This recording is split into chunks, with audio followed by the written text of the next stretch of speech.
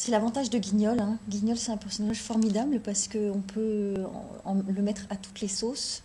Et surtout, il fait partie d'une longue histoire de la marionnette. Et c'est un petit peu ça qu'on a eu envie de montrer en modifiant légèrement le nom de ce théâtre, qui s'appelait jusqu'à présent Théâtre Le Guignol de Lyon, et qu'on a souhaité appeler Théâtre des marionnettes Guignol de Lyon, pour montrer dans quelle mesure ce guignol il s'inscrit en fait dans toute une histoire assez générale de la marionnette.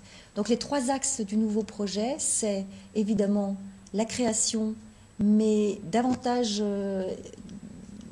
dirigé vers l'écriture contemporaine. C'est aussi un retour aux fondamentaux, c'est-à-dire un travail de fond et vraiment d'excellence sur la technique de manipulation de la marionnette à gaine. Et en troisième lieu, c'est le développement de la formation. Parce qu'il est vrai que pour l'instant, au sein de la Compagnie des Onzons, il y a une bonne vingtaine d'intermittents qui tournent bien, mais on a besoin de former des jeunes et surtout d'attirer d'autres professionnels des arts du spectacle autour de cette technique si particulière et qui demande tellement d'entraînement et de formation, qu'est la marionnette à gaine.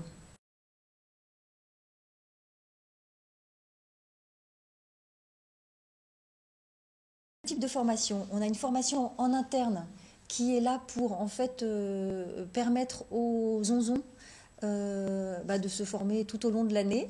Et cette formation interne, on l'ouvre à titre gratuit d'ailleurs, ça c'est intéressant, à des artistes, à d'autres artistes que ça intéresse de mettre un pied dans cette technique-là. Et puis on a une formation externe, donc tout ça c'est sous le titre 100 gaines, hein, 100 c'est le chiffre 100. Donc cette formation externe, elle fait intervenir des marionnettistes évidemment, mais aussi des chercheurs, des historiens, du personnel de musées, etc., qui puissent permettre de donner une vision très enrichie et très élargie de la réalité gaine.